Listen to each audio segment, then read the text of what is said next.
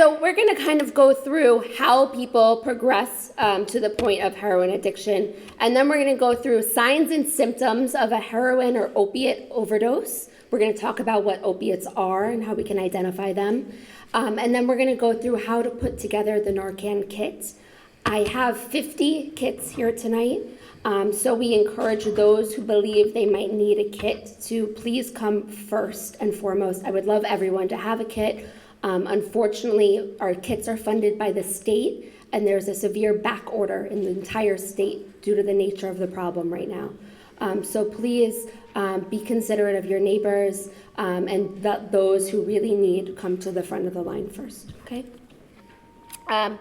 So when we talk about overdose, I know we went through a lot of statistics already, so if you don't mind, I'm going to pass through these for the purpose of redundancy. But I will say that we are seeing problems in every single town from Elmont to Montauk here on Long Island. It's not exclusive to your community, but it of course is everywhere.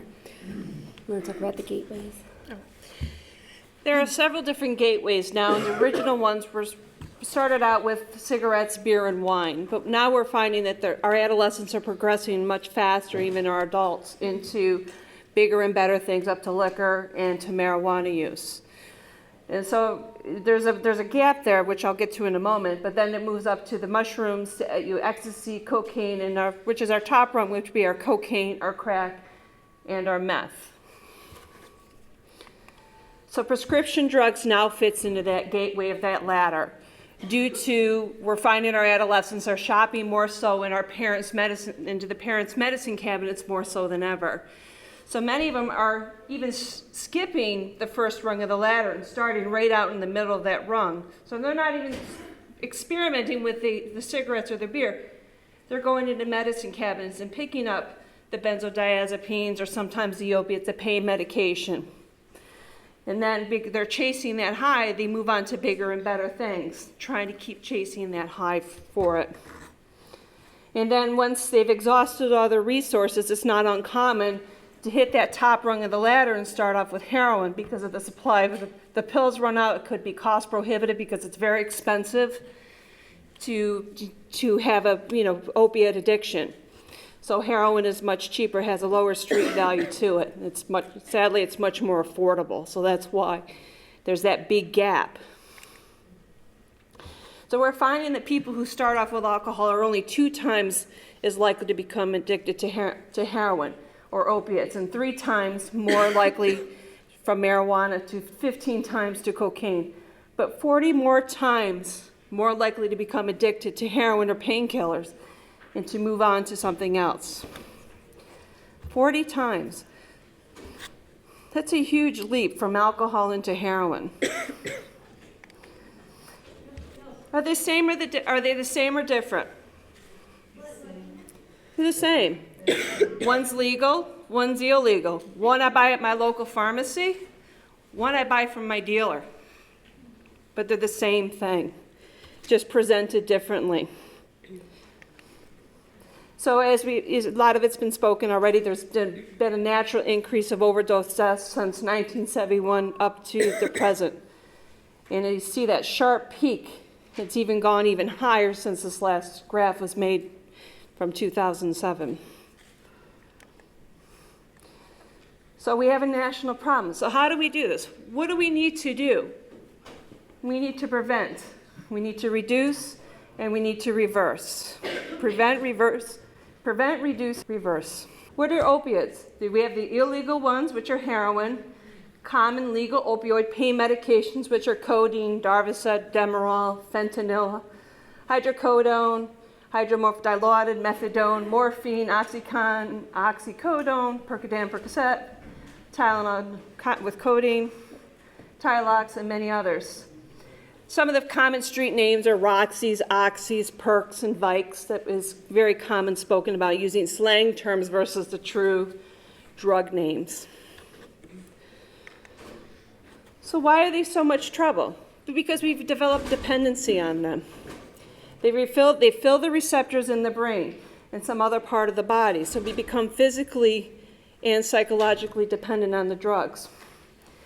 So if they're taken for a long time, the body doesn't rebuild the body makes more receptors to keep continuing to attempt to get high.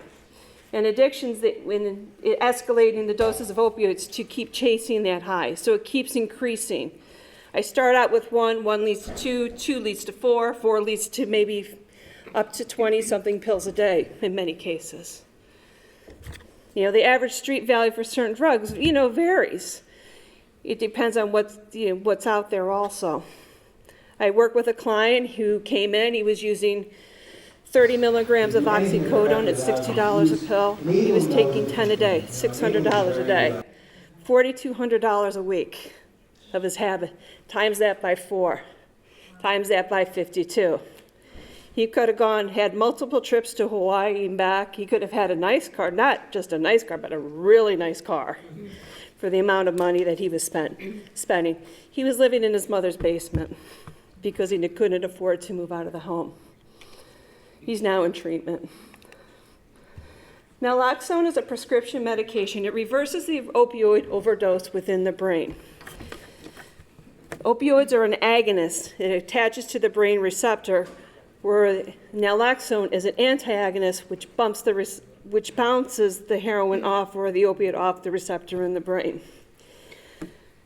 So essentially, in all of our brains, we have receptors for opiates only, in this case. And when we use something, we use heroin, we use oxycodone, Vicodin, Percocet, it floats around in our brain, and then it attaches to one of these receptors. What the naloxone or Narcan, we have to say naloxone now because they've trademarked Narcan. What the naloxone does is it temporarily blocks all of our receptors. So whatever we use that's floating around in the brain has nowhere to attach to. So that is essentially what the naloxone will do. You should know that the naloxone only works for 30 to 90 minutes, at which point it will fall out of the receptor, and whatever is still floating around in the brain can then reattach. And this is really important when we talk about the timeline for using the Narcan or the naloxone.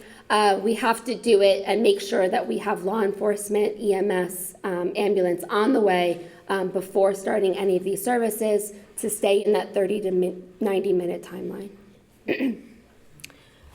Essentially, no side effects for anyone. It's safe to use for pregnant women and as children as well. And we'll talk about dosing for small children that we ever have that situation. Narcan will only work on our opioid receptors. It does not work for any other drug. However, Narcan cannot hurt anyone. If you use Narcan on someone who did not use an opiate, nothing bad can happen. Okay, I have had Narcan squirted on me many times when I do these trainings, and nothing happens. When in doubt, use the kit. Nothing bad can happen. If that person happened to use an opiate, we can save their life. So if you come up to someone that you see the symptoms that we're going to go through, we encourage you to use the kit. And like Reesa said, it's not going to hurt them if you use it. It's just going to help them, especially if it's an opioid overdose. So why does one overdose? It could be a lot of different reasons, but some of the signs, they're seeking out that euphoria that the opioids are giving, but it also causes respiratory distress at the same time. It slows respiratory depression. It slows down the central nervous system, so breathing changes. And what's different about opiates from a lot of other drugs is that an opiate overdose slows breathing to the point where it can be fatal. Some other drugs create an instant overdose that happens in a matter of seconds. With opioids, we have sometimes up to 6 hours before that person loses their life. So we have time to intervene. One of the signs of an opioid use, and we're going to talk more about this, is the nodding out behavior, right? So I'd like everyone to take a deep breath with their head back, like this. And now I'd like you to take a deep breath with your head against your chest. Which is easier? Head back, right? So if we think about someone who's using a depressant, their central nervous system is slowed down, their respiratory system is slowed down, and then we're seeing that nodding out behavior. It's that much harder to get oxygen. So one of the first steps is always going to be to give that person air. And we're going to talk more about that, but it's important for you to understand the rationale behind a lot of these steps.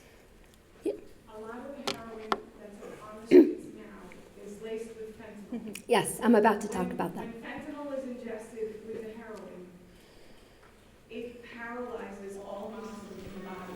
So giving air and CPR is not effective at all because the diaphragm is a muscle, and along with trying to get air into the person, that muscle won't move either. So you'll see them turning blue, fingertips, lips, dying in front of you.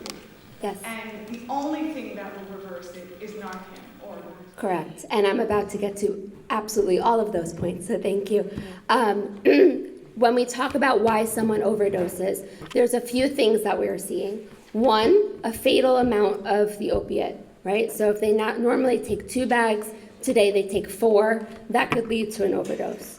Another thing that we're seeing a lot of is mixing 2 different depressants. So we're seeing people using, let's say, an opiate with Xanax, right? Or an opiate with alcohol. So that's something we're also commonly seeing. The third piece, like you mentioned, is the fentanyl. In the last 2 years, we saw a huge rise in fentanyl-laced heroin, leading to a tremendous amount of overdoses here on Long Island. Marcy is in charge of our Suffolk County program. So every time a Suffolk County police officer administers Narcan, we're given that person's name. And you should know we're calling hundreds of people a month. Okay, so we're very, very familiar with the fentanyl. And when we use the Narcan, we oftentimes need to use both doses. So in every kit, you're going to be given 2 doses of Narcan. Because of the fentanyl, we oftentimes need both doses immediately. We'll talk about that when we talk about the timeline. I was just at a conference last week, and we were speaking with the Floral Park Police Department, and when they're finding heroin laced with the fentanyl, it's taking more than 2 doses. It's taking 4, sometimes 6, and even 8 doses of heroin, of naloxone, to reverse that overdose because the fentanyl attaches it so well to the receptor, so it's very hard to bounce off. So, if I have 2, I have a, kit, and they come with another kit, and another police car comes with another kit, and EMS comes. So by then, that person has a tremendous amount of naloxone in their system just to bump up the fentanyl from it.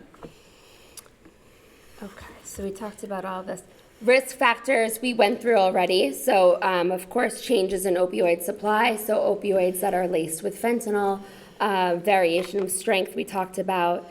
Any other physical health condition that might lead to further respiratory depression or CNS depression. And then, of course, you also mentioned earlier that lower tolerance coming out of rehab or incarceration. So signs of an overdose. You want to take this? Okay. First thing we need to recognize them. It's usually they're unresponsive or minimally responsive. You can touch them, they may groan or something, or there's no response at all. Their body may be limp. Their breathing may be slower, under 10 breaths per minute. Not breathing or snoring or gurgling because the head will drop down, so they're blocking their airway, so it's not uncommon because they can't, so they'll start snoring or gurgling or even drooling. Pinpoint pupils is a really sign of an overdose. And like the woman in the back mentioned, the lips or the finger, the nail beds may turn blue also. Or the normal cyanosis, they just don't look well. So there's the 4 C's. We have to check to see if the person's conscious or breathing. So we have to stimulate them, shake them, push them on the shoulder. Hey, you okay? You okay? Just to hopefully arouse them a little bit. If somebody is with you, call 911. The phone's not attached to the wall anymore. We carry it in our pocket. So make sure you have the correct address of where the EMS or even the police have to respond to. It's very important because our cell phones are attached to a different address. So that's really changed the way the response times also. So we need to care, follow emergency response, CPR if necessary, rescue breathing, roll the person on their side, stay with the person until EMS can respond. Communicate and report when you've used naloxone. So you're going to check, call, and care, and communicate. All 4 of those are so very important. Okay, so this is exactly the flow chart that you were mentioning. If we think an overdose is suspected, we're going to first try to get that person's attention. Call their name, right? Get their attention. If they're still unresponsive, we're going to do one of 2 things. The The first thing we used to suggest is a sternum rub, right? So making a fist and rubbing hard against your chest. You'll notice if you try it, it's quite painful, but you can't hurt someone by doing that. They now suggest doing a shoulder squeeze so that you're not directly on top of the person. So coming around the side of them, taking their shoulder, pulling up the skin and twisting, again, would wake you up if you were sleeping, cannot hurt someone. So we want to try to stimulate this person, see if they're responsive. If they're not responsive or minimally responsive, we're going to call the police. I'm with someone, they're not breathing, or they're unresponsive, please send help. You do not need to give tons of information over the phone besides that. Then we're going to look at this flow chart to figure out our next steps, okay? If that person is breathing at a normal or fast rate, we are going to check their airway, make sure they're not choking, and then put them on their side in what's called recovery position and make sure help is on the way. If that person has less than 10 breaths a minute, so they have very slowed breathing, we are going to administer Narcan. Of course, check their airway. In all steps, we want to check their airway and ensure that they're not choking. We're going to administer the Narcan. If that person is not breathing or gasping for air, we are going to do rescue breathing or CPR. If you're trained in CPR, you can go ahead and administer full CPR. If you're not trained in CPR, we're going to show you what rescue breathing is, which is suggested by the National Institute of Drug Abuse and CDC. So please do not try to do chest compressions if you are not CPR certified. So in every kit, these are the items that you will find. So the 2 orange boxes are the Narcan, okay? There's also a bag that says Safety Works. That is our face shield. There are 2 bags that say Mad Nasal. Those are nasal tips or nasal atomizers. There's also gloves and alcohol swabs. There's also paperwork in the kits that remind you exactly how to put the kits together. Okay, so if you bring this kit home and there's someone maybe at home that didn't come to this training, they can simply follow along in the instructions. There's also reporting forms.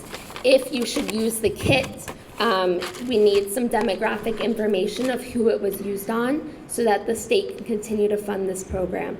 There's also your certificate of completion.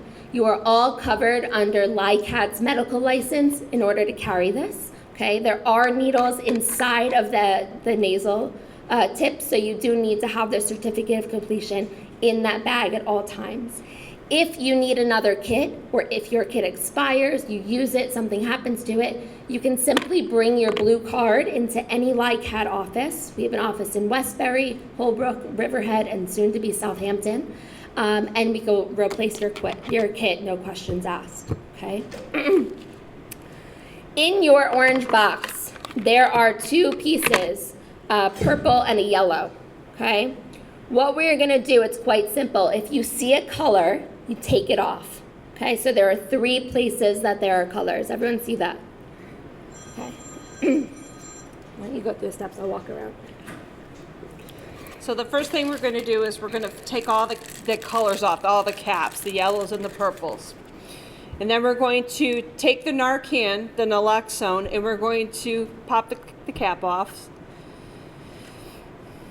And then we're going to put it at the end of the barrel. It pushes in just a little bit because there is fluid into it, and you screw it into the top of the syringe. Okay, so does everyone see that it kind of looks like a T? If you look at the bottom picture, it looks like a sideways T. We're gonna put the purple vial into the top of the T and twist, okay? My one complaint about these nasal kits is that they are very delicate. If you try to push in this side or the other side, it will crack the vial and it will not work, okay? So if you can remember anything, it's that you put it in and twist until you feel resistance. It's about a half twist, okay? At the other end, we're gonna put in our nasal atomizer. So out of this nasal bag, we're gonna take out the tip. You'll see it in the picture, it's that white triangle. And again, we're gonna twist onto the other end of the T here. Okay, so now we have something that looks like this, okay? Now, as you remember in that diagram, in some instances, we are going to try rescue breathing, okay? So in your baggie that says safety works, there is a face shield, okay? Even if this is someone that you love, someone that you don't mind putting your lips on, we still recommend using the facial shield because sometimes when people come to, they do vomit, okay? So we want to use the shield. The shield has some writing at the bottom of it. You're going to put it down on that person so that you can read the writing, okay? There is a filter here on the shield. It works best if you use it that way. It reminds you exactly what to do on the shield. So you're going to tilt their head back, because we all remember how much easier it was to breathe like that. We're going to pinch their nose, and we're going to do rescue breathing directly into the filter. What is rescue breathing, you ask? It's right on the bag, okay? 2 quick breaths and 1 every 5 seconds, okay? We're going to do that for about a minute, okay? And I say about a minute because if you are ever in this situation, time is going to be the last thing that makes any sense to you, okay? It's a very stressful situation, so we want to give the rescue breathing a chance. As it was mentioned earlier, sometimes the breathing is not always totally effective. And like I mentioned earlier, nothing bad can happen if you use the Narcan too soon. Okay, so I say for about a minute, and then we're going to start our Narcan. Okay, so now we have something that looks like this. Okay, what we are going to do is we are going to tilt their head back again and do half the vial in one nostril and half the vial in the other nostril. The reason that we do that is this works on our mucous membranes. Okay, we have a lot of mucous membranes in our nose, but we're seeing more and more people who are snorting the heroin. Okay, sometimes there are blockages in the nose that prevent this from reaching all of our mucous membranes. So we want to give it a chance to work. There are demarcations on the vial, so you can do exactly half and half, or you can eyeball what seems like half and half. If, God forbid, this person fell on their face and you do not have access to their nostrils, you can squirt the entire vial into the back of the throat. That is also effective. Okay, so half and half, or the entire vial to the back of the throat. At which point you're going to put them on their side, as this picture shows, in recovery position, so that if they come to, they do not choke on their vomit. Okay? At that time, the police should already be on their way. Right, you should have someone maybe outside checking to see that the front light is on, that someone's there to greet them for help, while someone stays with the person if possible. At that time, we are going to take out our second box, because you have 2 boxes in every bag. And what you're going to take out of that second box is the other purple kit. So I'm going to go back. You're going to take out that other purple piece right there. You are going to take out the top of this, pop off the purple, and again, put it in and twist until you feel resistance. Now you have your second kit set up. You do not have to set up the entire thing again unless you choose to. You have to unscrew it to take it out? Yes. However, if it's used, it really doesn't matter if you break it. So if you rip it out, that's fine. But it comes out better if you unscrew it, yes. So now it's like this.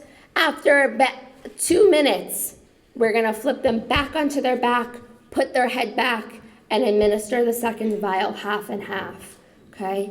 Some people ask me, well, Reesa, if you have 2 kits, why don't you just do a full vial and a full vial? My answer is some people are revived with 1 kit. And we want to make sure that we have a second one should the police not be there in that 30 to 90 minute window. Okay. If you see that that person's not revived within 1.5 to 2 minutes, go ahead and administer that second kit. Is that timeline clear to everyone?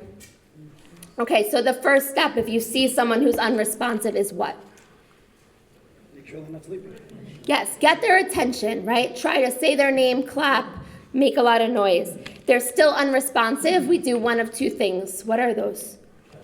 Sternum rub, shoulder squeeze, right? They're still unresponsive. We call the police. I'm with someone, they're not breathing, or I'm with someone, they are unresponsive. Please send help. Okay, if you're in a room like this, we want to point out 1 person to call the police because we know that either everyone calls or no one calls. So we want that to be 1 person's duty. At which point we're gonna start our Narcan process, right? If you see a color, take it off, okay? There are 3 places where there are color. Pop it off, pop it off, pop it off. Put the small vial into the top of the T and twist, and take the nasal atomizer to the bottom of the vial and twist, okay? Then what are we gonna do? Half and half, put them on their side. If they are not revived in 2 minutes, we are going to give them the second dose, okay? Is that clear to everyone? The thing about these kits is that they do expire. There is an expiration date at the bottom of each kit. I believe all of yours expire in 2018. I cannot officially say this, so if you repeat it, I will deny it. But there is a study that suggests that Narcan works up to 6 years post-expiration.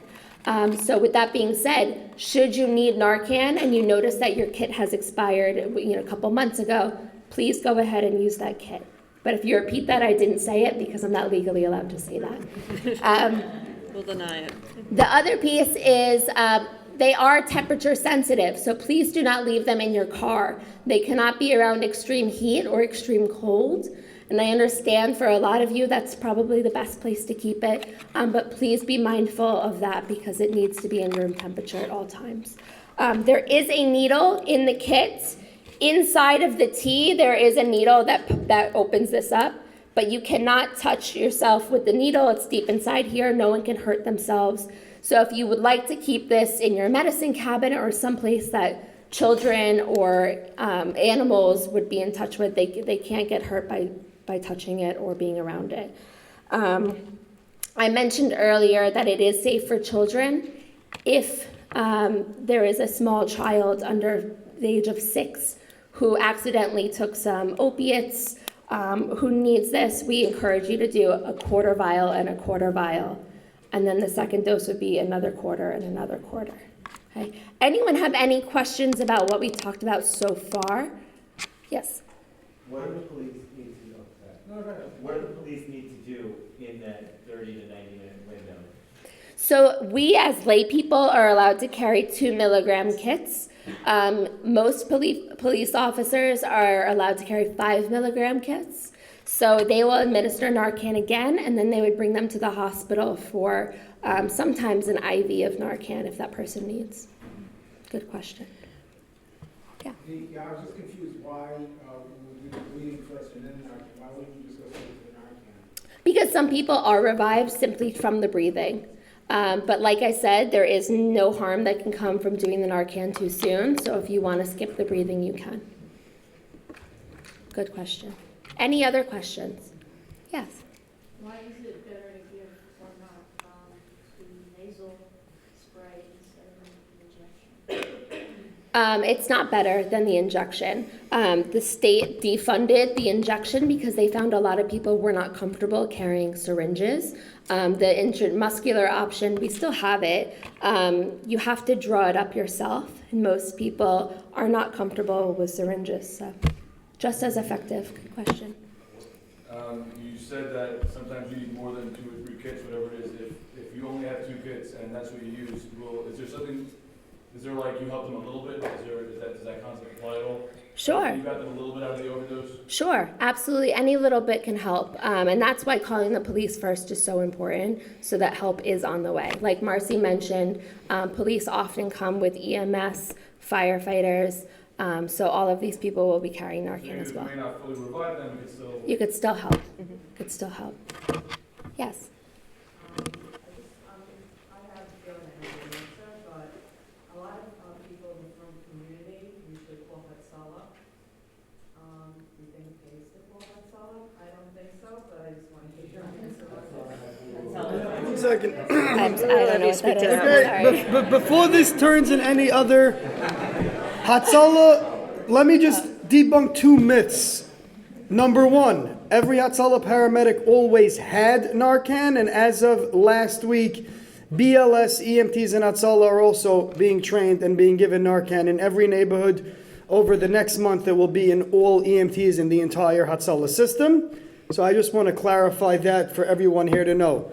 I myself have had Narcan with me for many years as a paramedic in Hatzalah, and all the EMTs are now getting it as well. So on that answer, being that the community does heavily rely upon Hatzalah, absolutely, if that is the number that they know to call and someone is in that situation, they should absolutely continue to call the number they're comfortable with and will get the same care. Hi, you mentioned something about within the kit there is a authorization or relying on your license. Can you elaborate on that?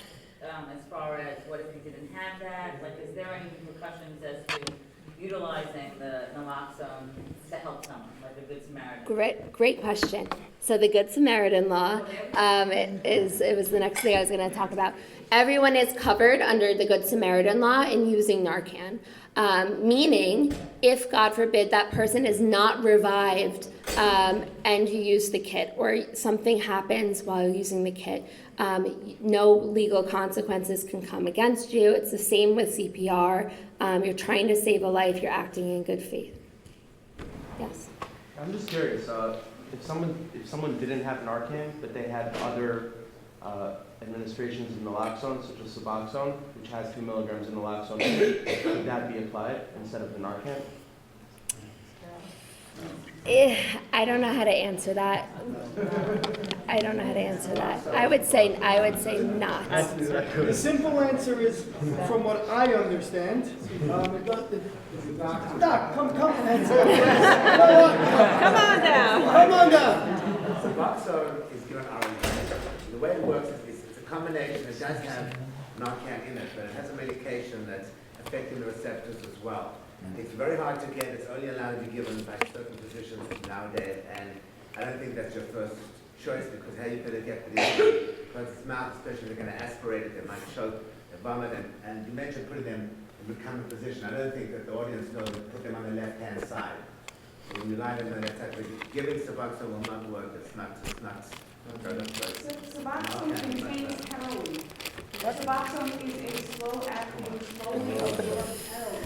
It has naloxone so that it can't be burned or snorted or abused. That prevents that from happening. But Suboxone is a sublingual tab that's absorbed over the course of 24 hours, and it is actual heroin. So that would not be a good choice to give to someone who's overdosing. While the naloxone. Okay. Well, Suboxone is buprenorphine and naltrexone. Talk to your own doctor about Suboxone use. Just use the Narcan. We're going to give you Narcan kids. You don't have to think of creative other ways. No, the only reason I asked is because I know a lot of kids in the community who are currently on Suboxone, and they've said that when they have been around friends who are using, if God forbid, could they apply it? Could they apply their own dose of Suboxone? That's not the only reason. No, they're not protected anymore once they cross the line not using the naloxone.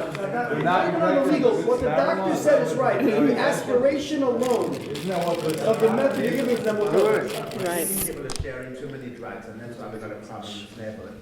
And if anybody thinks that there's nobody in town, parents who don't have medications, who are not swapping it with their other parents, then they're smoking pot themselves. If you have other questions, you can come see us at the end. Now, how we're going to do this, and I don't want to... You'll take it from there? Okay. If you have any other questions about any other drugs... Yes.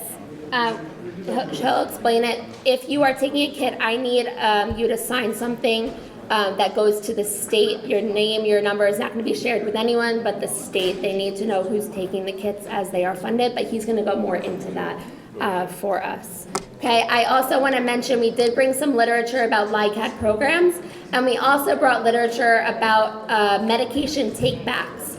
You should know that if you have any sort of prescription drugs that are in your home that you would like to get rid of, you can bring them to any precinct on Long Island, and there is what looks like a mailbox. You can discard of them safely there.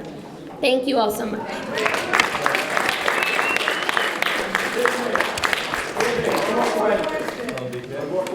You can ask me questions at the end. No, this is very important. I've been told by young people that there is a good chance that when somebody is coming out of it after you've administered that they could be violent, that they could react poorly to you. Can you address that? Yes, absolutely. I would love to address that. I do not want anyone to be afraid of using naloxone or Narcan for fear that someone's going to be violent. Narcan puts someone into immediate withdrawal. That is the way that it works into the body. If someone is in withdrawal from heroin or any other opiate, the last thing that they are going to do is get physically violent with someone. They are physically unwell.